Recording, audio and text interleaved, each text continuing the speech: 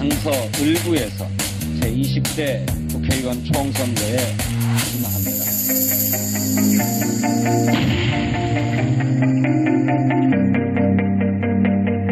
김성태 원내대표는 저에게 골리앗과 같은 존재죠. 반드시 쓰러뜨려야 할 골리앗.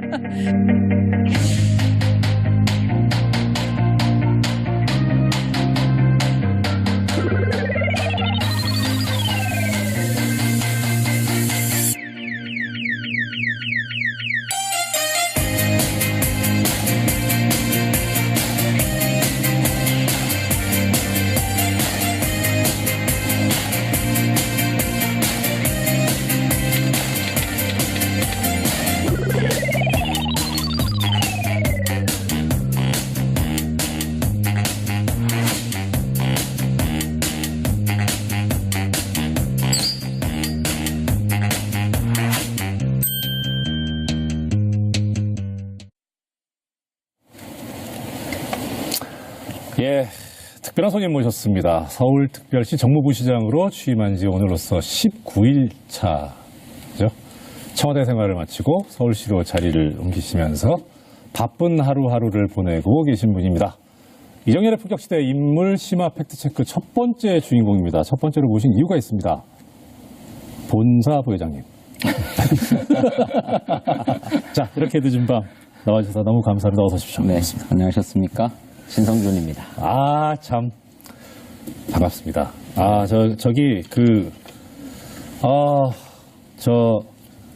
유튜브로 시청하고 계시는 우리 애청자님들 좀 고정해 주세요. 참 미치겠습니다. 하트가요. 네. 예. 아니, 도대체, 나 참. 아주 이렇게 컬러풀한 이 채팅창 처음 봅니다. 얼마나 이렇게 우리 부장님 이렇게 인기가 많으시죠? 아니요, 이정열의 품격 시대가 그렇게 많이 보는 프로그램이었습니까? 아마 오늘부터. 지금 저희 그 프로그램의 시청 견인차가 두 분인데. 네. 네, 근데 아마 100배를 등가는. 아이고, 그럴 5조 5억 배. 네, 기대하고 있습니다. 네. 자, 저희가 다른 방송하고 다른 점이 이제 시청자분들하고 생방송으로 댓글 소통을 하고 있습니다. 좀 전에 말씀드린 것처럼. 우리 부시장님한테 궁금하신 점들 댓글로 질문을 남겨주시면 부장님께서 직접 답변을 해 주실 수 있다고 생각합니다. 그렇죠? 글쎄, 너무 곤란한 질문만 아니라면. 네. 예, 나이 공개하시라는데요. 4014 선임님께서. 그래요? 네. 네. 우리 나이로 52입니다. 에이. 저 지금 화면을 보세요. 그렇게 보이시나. 얼굴에 분장을 해주셔서. 아니, 아무리 현대 화장술이 발달했다고 하더라도 원판 불변의 법칙이 있지 않습니까? 정말 진짜 아시다시피 저 별명 아시죠? 누구요? 부시장님 별명이요. 제 별명이요? 예. 신청년. 예, 진청년. 예, 너무 어울리지 않나. 예. 그런 생각이 듭니다. 자. 전 직장인 청와대를 떠나셔서 서울시 정무부시장으로 일을 시작하신 지 아까 말씀드렸는데 오늘까지 19일째입니다. 당연히 능력 있으시니까 분위기나 업무에 적응 잘하고 계시죠? 어떠세요? 글쎄. 겸손 빼고요. 네. 오늘 오전에 네. 청와대 한병도 정무수석 일행이 네네. 서울시를 방문해서 박원순 서울시장과 대담을 했습니다. 이제 그 자리에 저도 배석을 했는데 오늘 정무수석이 서울시를 찾은 것은 다른 이유가 아니라 이제 지방선거가 막 끝나가지고 지방정부들이 일제히 출범을 했는데 지방자치에 대한 각 광역자치단체장들의 의견을 좀 수렴을 해서 네. 우리 문재인 정부와 함께 지방자치를 어떻게 잘 확대해 나갈 것인가 이런 방안을 좀 고민하기 위해서 찾아주셨다고 말씀을 들었습니다. 그래서 저도 함께 자리를 해서 말씀을 몇 개 보탰는데 서울시에 와서 보니까 예. 지방정부의 권한이라고 하는 것이 너무나 제약이 많아서 시민을 위해서 할 수 있는 일이 그런 권한의 제약 때문에 제대로 할 수 없는 일이 많더라. 청와대 계실 땐 청와대 권한이 별로 없지 않았나요?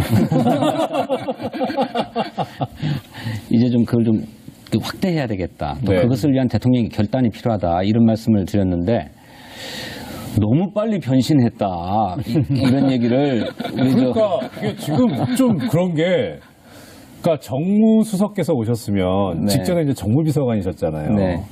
그러면 이제 그쪽이 직속상관이었죠. 네, 네. 근데 전 직속상관이 현 직속상관을 만나러 온 셈이잖아요. 네, 저 같은 입장 되게 곤란했을 것 같은데요. 네. 아니 근데 물론 네. 청와대에서 한솥밥 먹고 일했던 식구들이 오시니까 예. 마치 또 이렇게 친정 식구들을 만난 듯한 그런 네. 느낌이었습니다. 네. 그래서 반갑기도 하고. 근데 오늘 뉴스를 보니까 우리 대통령 지지율이 조금 빠졌더라고요. 예. 그분 왜저 역대 최고 아니에요? 뭐 그래도 역대 예. 최고이긴 합니다만은 그간에 70% 남짓의 지지율을 쭉 유지하셨다가 뭐 60% 초반대로 빠졌다고 하니까 왜 저 옛날 영화나 드라마 같은 걸 보면 그 갓 시집 온 새댁이 그 친정 아버지나 어머니 소식을 듣고 이렇게 막 한쪽에서 눈물을 짓고 한숨 쉬고 하는 장면들 막 나오잖아요. 뭐 그런 생각도 막 들고 대통령께서 막 여전히 국민의 뭐 기대와 지지가 있는 건 사실입니다만은 최근에 여러 정치 상황들 때문에 약간 지지율이 빠졌다고 하니까 또 좀 마음이 안 좋고 그런 것도 있었습니다. 근데 보면은 청와대하고 서울시는 마치 순환근무라도 하는 것처럼 보면 임종석 실장은 이제 전 정무부 시장이었고 또 하승찬 전 수석 같은 경우도 정무부 시장 거쳤잖아요. 네, 네. 이번에는 또 반대로 네. 청와대에서 계시다 이렇게 와서 어떻게 보면은 여기 지금 순환근무제 하는 곳인가? 다음번에 비서실장. 네, 아니 그런데 지금 총선이 있는데. 네. 그러니까 아까 그 전 직장 상사와 현 직장 상사 만남이 있었다고 했는데 네. 한번 그런 질문을 드리고 싶어요. 그러니까 아빠가 좋아, 엄마가 좋아 질문을. 그래서 청와대에 계실 때 문재인 전 대통령을 뭐요? 모셨고, 문재인 대통령을 모셨고, 여기 하도 큰일 나요. 하도 이게 서울시하고 청와대하고 전현을 왔다 갔다 하니까 저도 순간 예. 자 문재인 대통령을 모셨고 그리고 지금 이제 박원순 시장을 모시고 있는데.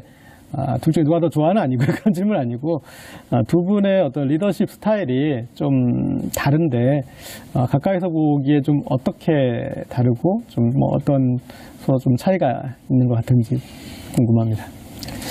글쎄 이제 그게 이제 제일 많이 받는 질문 중에 하나입니다. 네. 뭐 사석에서도 두 분을 비교해 보면 어떠냐 이런 얘기도 이렇게 듣고 하는데 저는 아직은 뭐 우리 박원순 시장님과 호흡을 맞춘 지가 얼마 안 돼서 그러는지는 모르지만 저기 지금 부회장님 너무 솔직하게 대답하실 필요 없어요.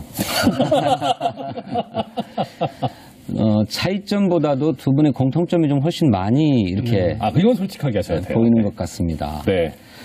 무엇보다도 두 분 다 철학과 원칙이 반듯한 그런 지도자지요.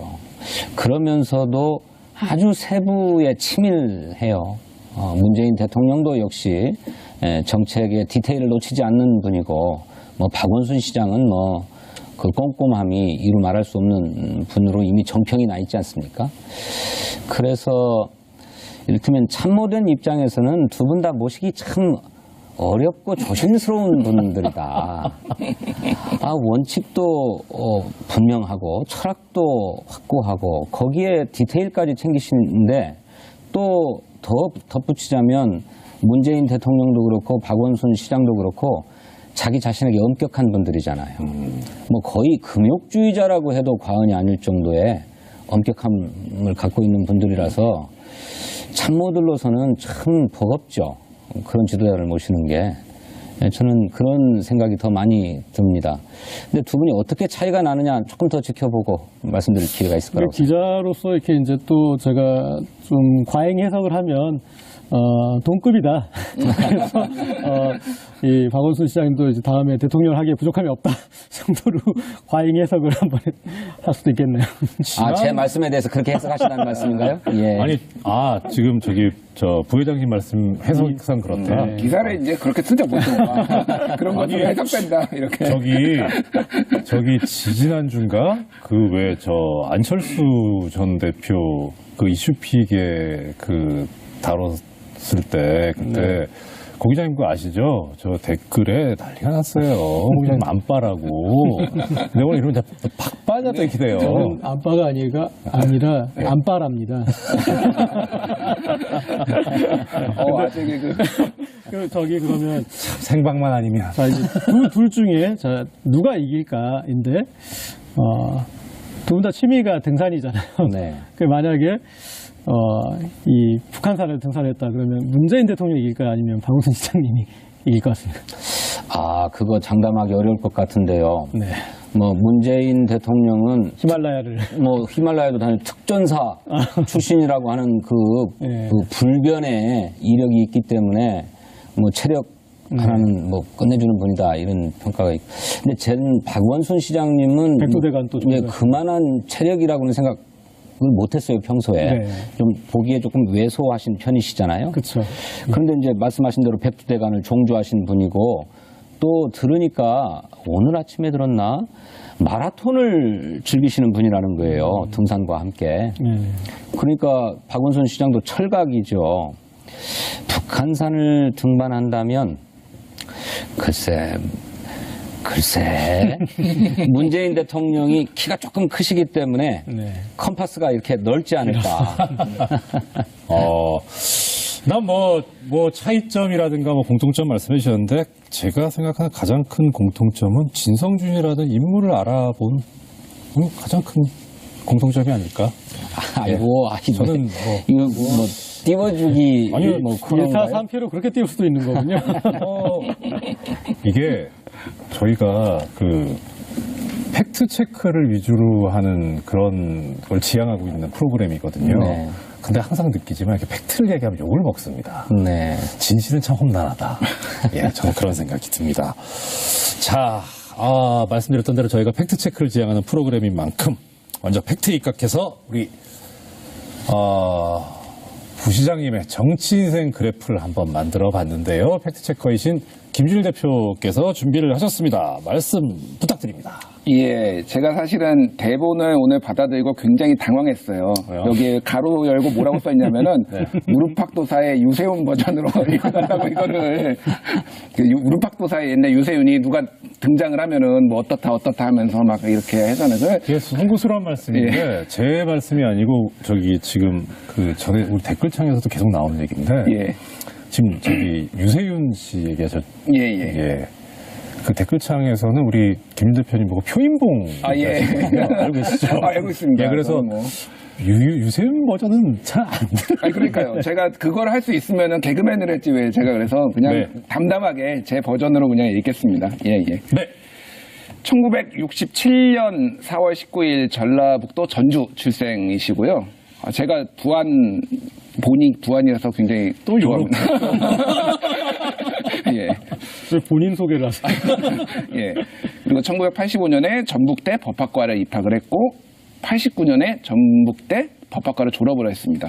근데 주의 깊게 봐야 될 거는 1990년에 그러니까 대학 졸업 후 군대에 갔는데 국가보안법 위반으로 구속이 됩니다.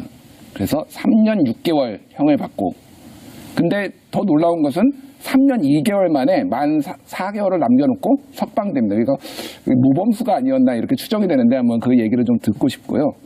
1990. 아예 듣고 가죠. 혹시 이유를 3년 6개월 받아서 3년 2개월 만에 나온 것은 아니고요. 예. 모두 팩트 체크 왜 이래요? 3년 10개월을 살아야 했는데 네. 4개월을 감형받아서 3년 10개월인데 3년. 예, 3년 6개월 예. 살고 나온 거죠. 감형의 이유가 그럼 모범수였던 건가요? 모범수라기보다 살 만큼 살았으니 나가라 뭐 이런 게 아니었는가 싶은데 사실은 그때가 93년 12월 24일 크리스마스 가석방으로 제가 나온 건데요. 가석방 되셨구나. 김영삼 대통령이 당선되어서 저는 취임 기념 특사로 나갈 줄 알았어요. 3.1절 특사나 뭐 이런 걸로. 근데 그때 못 나가고 8.15 특사 이때도 못 나가고 한참 기다리다가 12월 24일 성탄 특사로 나가게 돼서 제가 막 안 나간다고 하고 막 그랬습니다. 이제 YS의 혜택을 보긴 봤는데 큰 혜택은 못 본 셈이죠.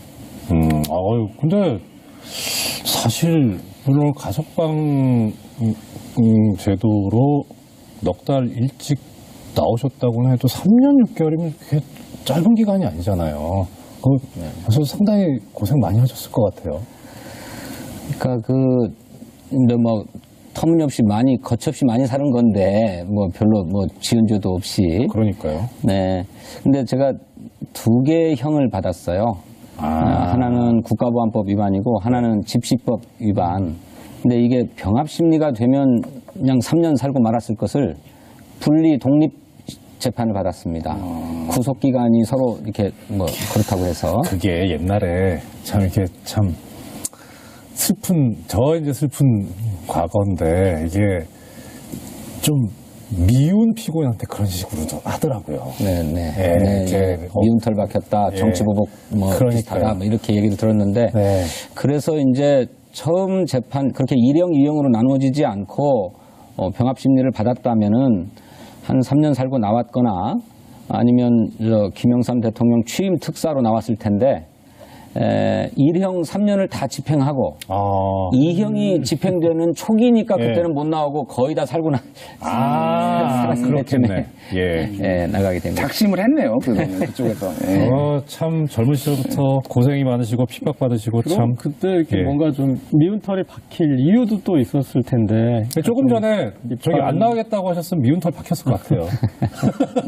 하여튼 그래서 95년에 이제 장영달 의원의 권유로 이제 비서로 이제 국회로 처음에 출근을 했고요. 그리고 보좌관으로 이제 장영달 의원의 그 보좌관을 하시다가 2012년에 비례대표로 이제 국회에 첫 입성을 해서 이제 그 국방위로 가셨죠. 국방위로 잘 안 가는데 장영달 의원이 국방위에서 오래 활동을 왜 국방위로 잘 안 가냐면은 다음에 재선 확률이 30%밖에 안 돼요. 국방위 사실 이름이 안 알려지잖아요. 그러니까요. 그래서 뭐 건교위 이런 데는 재선 확률이 65% 이러거든요. 근데 국방위는 그래서 초선 의원들의 무덤이라고 사실 하는데 뭐 이렇게 국방위로 가셔서 어쨌든 굉장히 많은 활약을 하시고 그래서 국가정보원 대선 개입 의혹을 사실은 진 의원께서 그때 하셔가지고 그래서 굉장히 많이 주목을 받았습니다.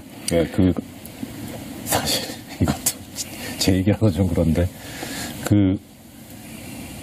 셀프 감금 사건 있지 않습니까? 저 김아 씨, 이제 셀프 감금 사건에 변호인을 저희 법인에서 했었거든요. 그 기록이 지금 아직 저희 사무실에 남아있어요. 사건은 끝나서 이제 폐기를 해야 되는데, 얼마 전에 이제 기록 이렇게 쭉 정리하다 보니까, 우리 부회장님 함자 보이는 거예요, 기록에. 그래서 참, 새누리당이 고발을 했나, 아마. 피고발인으로. 참 고생 많이 하셨구나. 참. 진짜, 맞아요. 국정원 대선 개입 의혹 파헤쳐가지고 언론 주목도 받으셨지만 고초도 많이 겪으셨죠. 그래서 이제 전략기획통으로 사실은 이제 민주당 내에서 많이 알려져 있고 계속 활동을 했고요. 그래서 2012년에는 문재인 후보, 민주통합당 후보 캠프 대변인을 했고 2014년에는 서울시장 선거에서 박원순 후보 캠프 대변인을 했고요. 그리고 이제 2016년에는 이제 강서구에 김성태 지금 원내대표죠 하고 이제 총선에서 붙었는데 아깝게 이제 정확하게 강서을 강서을 석패를 해서 이제 낙선을 했고요. 그 다음에 이제 이번 19대 대통령 선거에서 더불어민주당 후보 캠프 전략본부 부본부장과 TV 토론단장을 이제 맡아서 수행을 했고요. 그리고 아시다시피 정무기획비서관으로 해서 이제 일을 하다가 얼마 전에 이제 퇴임을 하고 여기 서울시 부시장으로 오게 됐습니다. 그래서 제가 사실은 저는 이 프로그램에서 좀 악역을 항상 맡았고요. 그래서 좀 누가요? 제가 악역을 맡아야 될 것 같아요. 그래서 사람들이 제일 궁금해하는 거. 월간조선 이런 데서 이제 많이 기사를 썼어요. 이 청와대가 주사파에 의해 장악됐다. 전대협, 운동권 386 하면서 이제 이름이 쭉 나오거든요. 누구냐. 그러면 이제 첫 번째 임종석. 링겔 주사라도 많이 해준 주사파라 그래. 임종석, 진성준, 백원우, 한병동 하면서 이제 쫙 주사파 이렇게 그렇게 알려져 있습니다. 주사파 맞으신가요? 되게 많이 시청자들이 궁금하게 하실 것 같아요. 그래서 사실 저도 학생 때 강철 서신도 읽고 그러면서 주체 사상을 공부를 했지만은 주체 사상에 빠지진 않았습니다. 근데 하여간 다들 그렇게 알고 있으니까 한번 어떤 뭐 제가 사상 검증을 하려는 건 아니고 그런 궁금증에 대해서 진짜 그게 사실인지 아닌지 말씀을 좀 해주셨으면 좋겠습니다. 정말이지 터무니없는 정치 공세죠. 뭐 정치 공세니까 중상모략이지. 네, 중상모략입니다. 그 당시에 학생운동이 어떻게 하면 대한민국의 군사 독재를 종식하고 예. 민주주의 사회로 진전할 수 있을 것인가 하는 문제를 놓고 다양한 새 사회의 이를테면 변혁의 경로 또 뭐 건설의 경로 뭐 이런 것들을 모색하던 때였습니다. 그런 과정에서 뭐 서구의 사회주의에 대해서도 공부를 하고 또 막스 레니니즘에 대해서도 공부를 하고 또 우리의 같은 민족이고 하지만 또 적대 세력인 또 북한이라고 하는 것은 또 어떤 체제인지에 대해서 공부하고 하는 이런 과정에서 북한의 뭐 사상, 뭐 주체 사상 이런 것에 대해서도 공부를 한 바가 있습니다.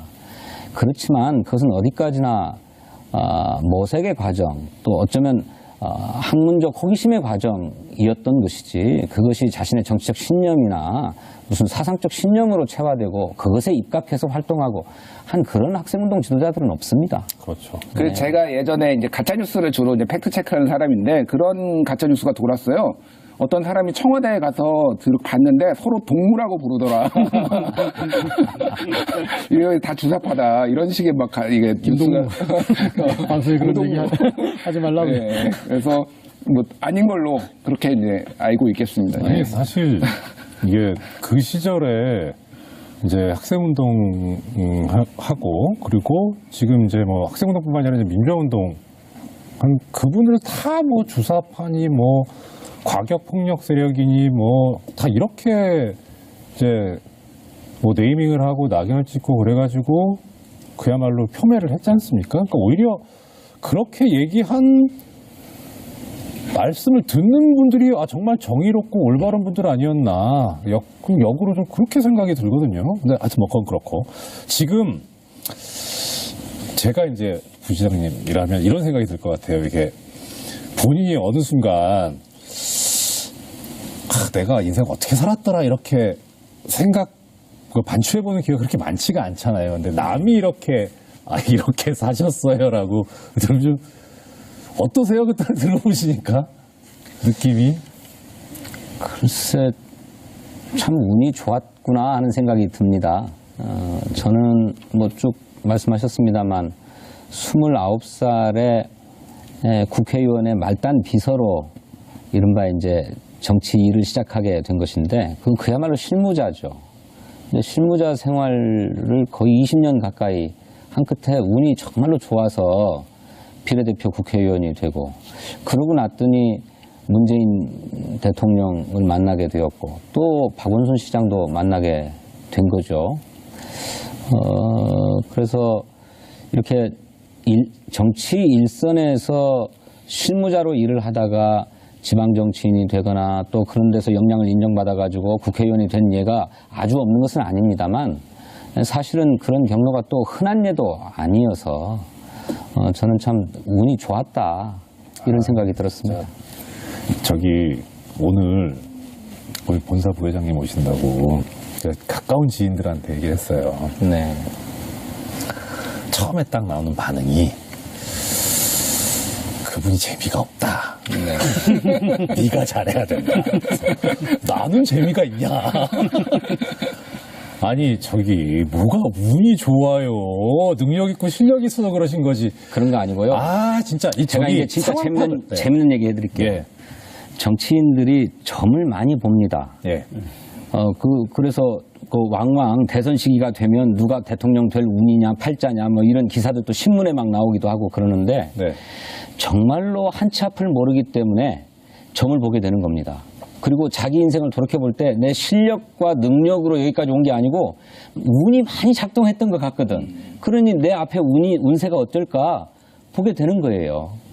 그러니까 실력과 능력으로 여기까지 왔다 이런 것은 다 이제 언론이나 주변에서 평가해 주시는 말들이고 정작 본인의 가슴에 손을 얹고 자신을 돌아보면 운이 좋았다 이렇게 생각하는 분이 훨씬 많을 거라고 생각합니다. 겸손하시네요. 근데 운도 계속되면 실력은 맞는 것 같아요. 뭐 맞아요. 실력이 한 번 운은 있는데 여러 차례 그렇게 될 수는 없다고. 실력에 대해서 약간 좀 비꼬는 질문을 하나 하기로 했었잖아요.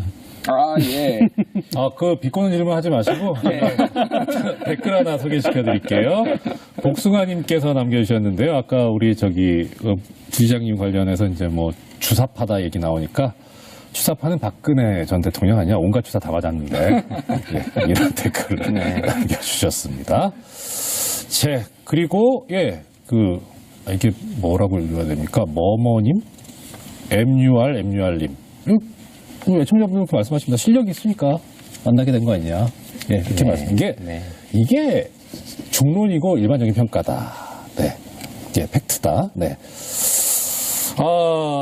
자 그러면 일단 이번에 이제 지금 이게 대본상으로 뭘 해야 되냐면 댓글 소개하면서 질문을 해달라는 게 지금 대본인데 지금 댓글이요. 뭘 어떻게 할 수가 없어요. 그 질문이 뭐가 있었냐면 질문이 안 나옵니까? 질문이 제가 본 질문이 뭐였냐면 예. 답변하셔야 됩니다. 예. 언제부터 그렇게 잘생겼습니까? 아이고. 이게 있어요 질문이. 어떻게 할 수 없는. 네. 임종석 실장도 한 인물 하고 김경수 도지사도 한 인물 하지만 무엇보다도 또 문재인 대통령도 한 인물 하시지 않습니까? 그런데 뭐 진성준이한테 언제부터 그렇게 잘생겼냐고 얘기하시는 거는 그 뭐 공연히 하시는 말씀 같습니다. 하실 말씀이 없어서. 네. 유유상종이다? 예, 좋습니다. 우리 작가님들께서 애써 대본 써주셨는데 이게 저 할 수가 없어요. 네. 자, 우리 부시장님께서 이제 청와대에서 서울시로 이직을 하시는 과정에서 왜 가시는 거냐, 뭐 이유가 뭐냐, 해서 참 다양한 언론 분석이 있었거든요. 근데 일단 직접 오셨으니까 직접 한번 들어봅시다. 자, 고 기자님께서 그렇게 하신 건 아닌데, 언론사에 계시니까 역을 좀 맡아주셨으면 좋겠습니다. 언론 기사 팩트 체크를 준비하셨다는 고 기자님. 예. 네. 그러면서 우리 또 부시장님 이게 잘 받아 넘길 것 같아서 아까 이제 있던 그 비꼬는 질문 다른 게 아니라 그거예요. 아니 전략기획통인데 왜 자기 선거에서 졌어? 그런 그게 그런 질문이었는데 저는 이제 그거보다 더 궁금한 게 예전에 이제 그런 얘기를 하시던데 뭐 특히 이제 정치 컨설팅 하시는 분들이 하는 얘기 중에 내가 만약에 선거에 나가도 나는 컨설팅을 받겠다.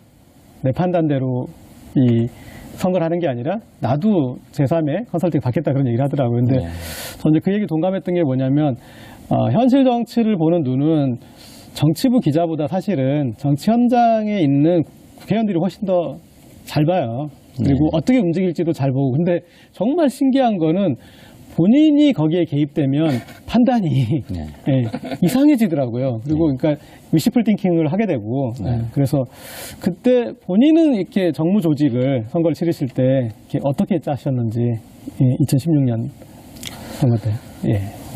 뭐 특별히 무슨 정무 조직이랄 것은 없고 그 당시에 저와 함께 의원회관에서 일했던 비서실 식구들이 중심이 돼서 선거를 했습니다.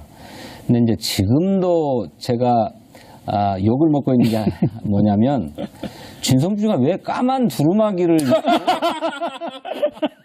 108배를 하면서 뭐 후보 단위로 하자고 그랬냐. 그 결정적인 패착이다.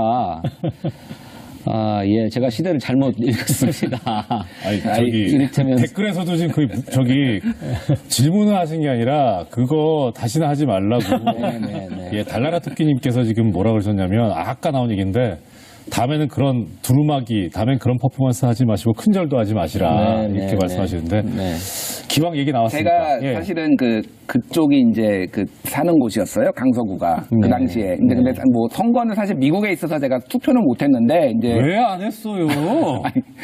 주소를 이제 이전하지 않고 해서 한국까지 들어올 상황이 아니어서 투표를 못 했는데, 어쨌든 누가 나왔는지 보고 그래서 이제 봤습니다, 사실은. 네. 김성태 후보와 이제 진순중 후보 그걸 봤는데, 그러니까 그런 것 같더라고요. 그러니까 좀 아까 전에, 그러니까 이 전략기획통도 본인의 머리를 깎지는 못하는구나라고 생각을 했던 게, 김성태 당시 후보를 보면은 온통 이 강서구와 마곡을 대한민국 강남보다 더 좋게 만들 것 같이 이렇게 공약을 냈어요. 예.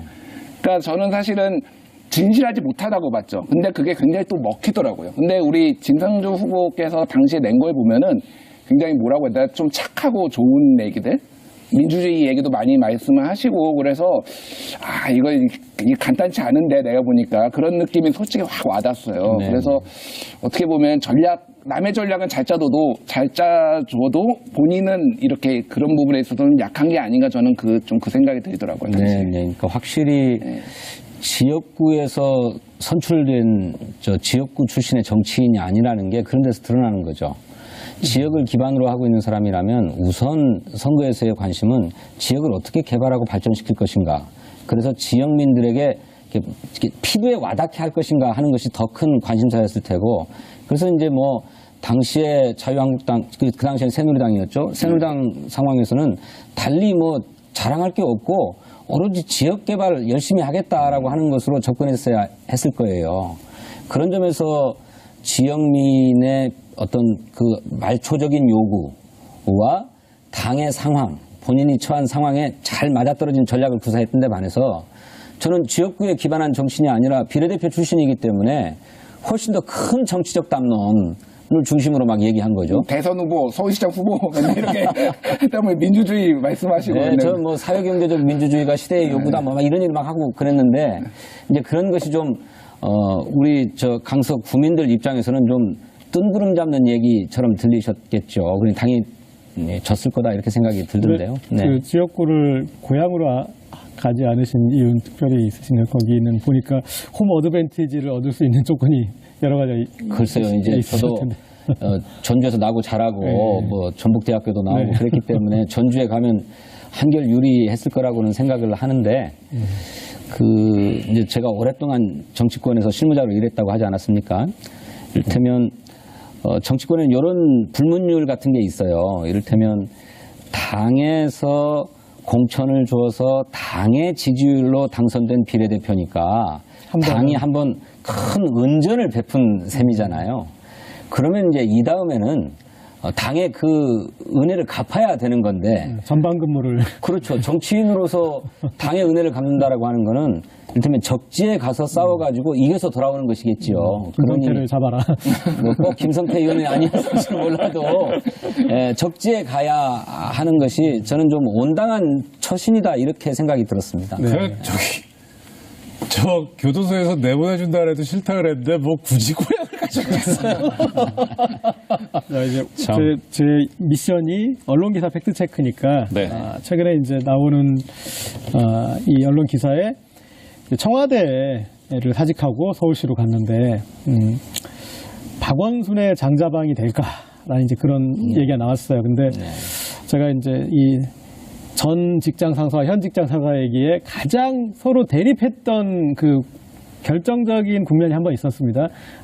대선 후보 경선 때 박원순 시장님이 당시 이제 문재인 후보에게 호남을 때문을 제기했어요. 그래가지고 저도 그냥 심쿵했습니다. 이거는 정말 이 박원순 후보의 정무의 실패다. 네.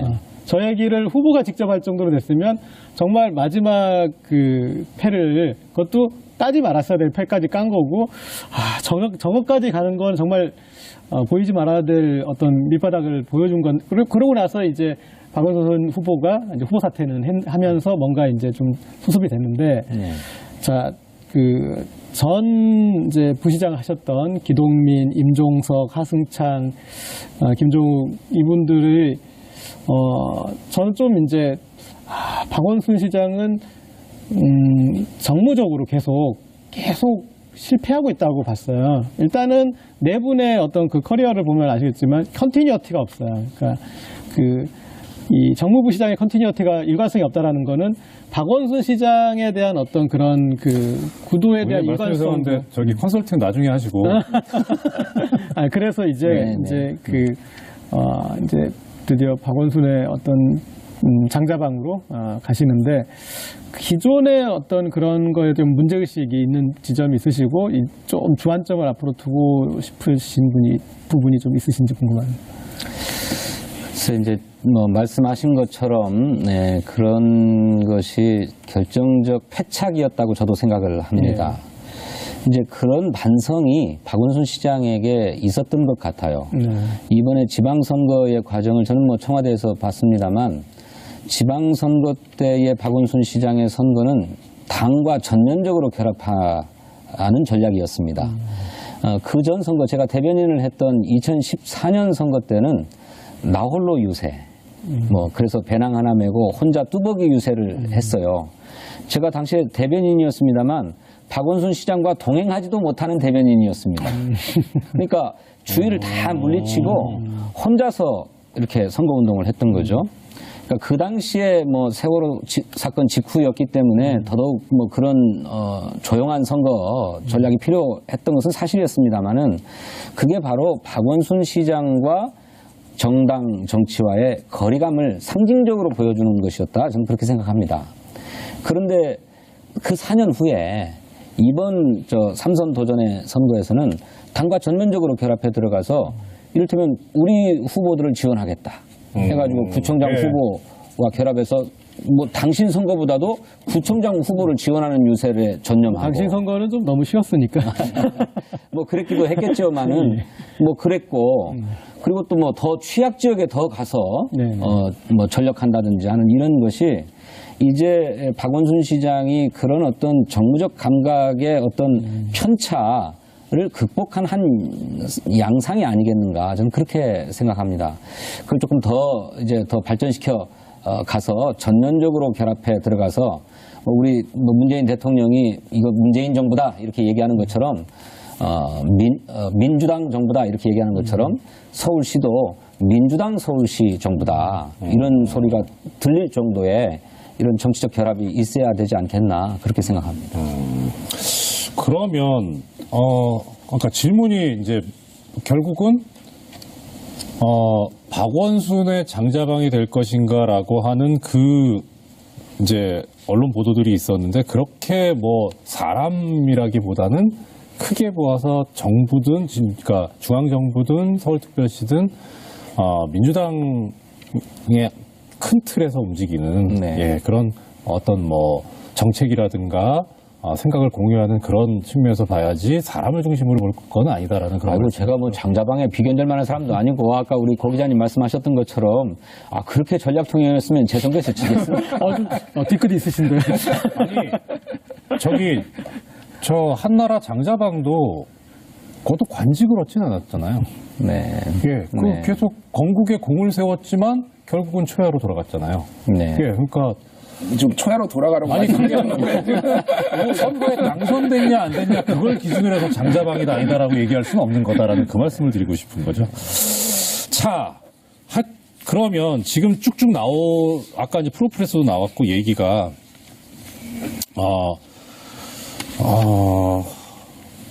벌써 지금 10시 39분이에요? 우리 왜 이래 오늘? 아니 저기 여쭤보고 싶은 게 무지무지 많은데 아니 그냥 한 달 특집을 하든가 하여튼 저희도 이제 이 프로그램의 존속을 위해서 꼭 여쭤봐야 되는 게 있습니다. 네. 예. 서울시 말씀을 여쭤봐야. 근데 잘 다른 거보다 그거예요. 그러니까 물론 이제 이 선거에 출마해서 당선되시는 분들이 이제 출마하시면서 다 공약들을 내거시는데 내가 이제 뭐 어떤 생각을 가지고 앞으로 서울시 같으면 서울시를 어떻게 하겠다라는 그런 얘기를 하지 않습니까? 근데 지금 이제 선출직이 아니고 지금 임명직으로 가셨단 말이에요. 아무리 그래도 내가 정무부 시장이 되면 어떤 거를 꼭 해보고 싶고 어떻게 내가 그리는 그림은 이렇다. 그게 진짜 제일 궁금하거든요. 네. 예. 포부랄까, 예. 글쎄 뭐 포부라고 하면 너무 거창한데 제가 저 박원순 시장님을 이렇게 뵈니까 네. 박원순 시장님은 아까도 말씀드렸던 것처럼 서울시를 어떻게 바꿔놓겠다라고 하는 시정 철학이 아주 분명하게 서 계시고 네. 또 그 시정 철학을 뭐 지난 초선, 재선에 계속 이어와서 이제 3선이 되었기 때문에 그 시정 철학을 어떻게 구현할 것이냐 하는 방책까지도 사실은 다 서 있는 분이더라고요. 그래서 제가 뭐 특별히 더 보태고 뺄 게 없는 분이더라. 그런데 박원순 시장이 하고자 하는 게 시민의 삶을 바꿔놓은 첫 번째 시장이다라는 평가를 듣고 싶다라고 하는 것인데 그 시민의 삶을 바꾼다는 얘기가 뭐 다른 얘기겠습니까? 좀 살만한 삶을 살게 하겠다. 다시 말해서 민생을 반드시 챙기는 그런 서울시장이 되겠다는 말씀일 텐데 저도 그런 기조에 발맞춰서 정무부시장이 아니라 민생부시장이었다. 이런 소리를 들을 수 있으면 행복하겠다 이렇게 생각합니다. 민생부시장. 그래서 열심히.